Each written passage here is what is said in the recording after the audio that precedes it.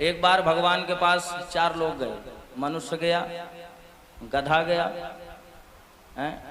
गधा के बाद महाराज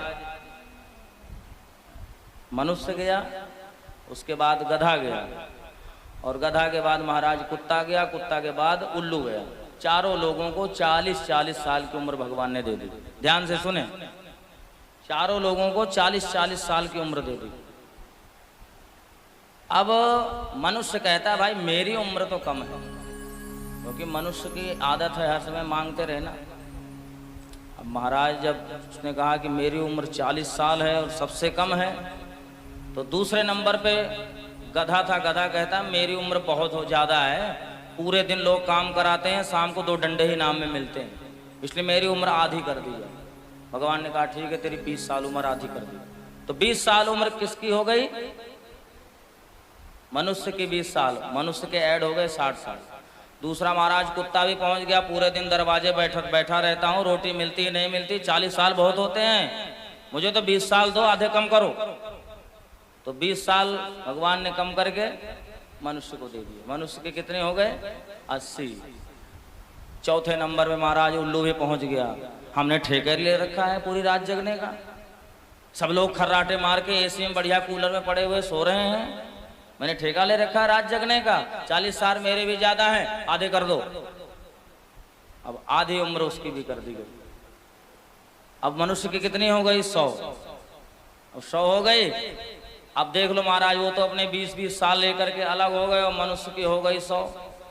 और 40 साल जो भगवान ने मनुष्य के दिए, 40 साल तक ही सुखी रहता है। ध्यान से सुनना भैया, 40 साल तक ही सुखी रहता है। 40 के बाद जो अवस्था, वो उम्र किसकी है? गधे की। गधे ने मनुष्य को उम्र दी है ना, तो 40 से 60 वर्ष तक वो गधे की तरह घर गृहस्थी का बोझ उठाता रहता है।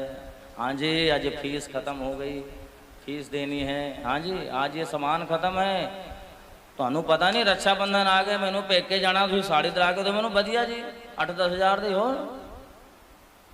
खर्चे घर गृहस्थी का बोझ महाराज ढोता रहता है। 60 वर्ष तक वो घर गृहस्थी का बोझ ढोता है। और उसके बाद 60 वर्ष के बाद किसकी आयु है? 60 वर्ष के बाद आयु किसकी? कुत्ते की। और 60 वर्ष के बाद जब बच्चों की शादी होती है तो माँ बाप को दरवाजे पे बैठा दिया जाता है।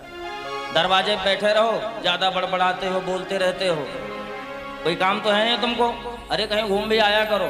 जैसे कुत्ता नहीं इधर उधर घूम ही आता है, घूम भी आया करो, समय से तुमको रोटी मिल जाएगी, जहाँ बैठो वहीं बैठी रहा करो, बैठे रहा करो, बैठी रहा करो, दोनों बात। अब महाराज इधर से जो थाली में चला जाता है वही खा लेते हैं। लेकिन आजकल महाराज कुत्तों की सेवा भी बहुत हो रही है, लेकिन ऐसी दुर्दशा भी बहुत है, याद रखिए। तो 60 से 80 के बीच जीवन कैसा हो गया? श्वान के समान, जहां बैठे हो वहीं रोटी मिल जाएगी।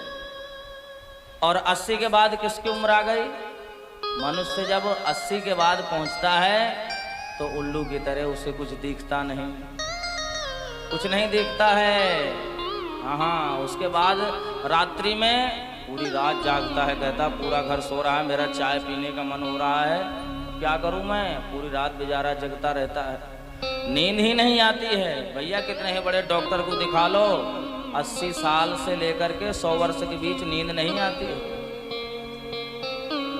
पूरी रात जगना ही पड़ता है। तो भैया इतने हालत होने के बाद भी अगर हम भजन नहीं करते तो महाराज धिक्कार है हमारे जीवन में। इतना होने के बावजूद अगर हम भजन नहीं कर रहे हैं तो महाराज हमारे जीवन को धिक्कार है। इसलिए भगवत भजन भगवान का अवश्य करना चाहिए, क्योंकि 80 साल के बाद बुढ़ापा आ जाएगा।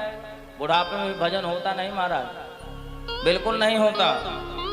नाक से बहेगा नाला, कान में लगेगा जाला, लाठी से पड़ेगा पाला इस जिंदगानी में, खड़े खड़े वस्त्रों में करेंगे मलमूत्र त्याग, पड़े पड़े थूकते रहेंगे थूकदानी में।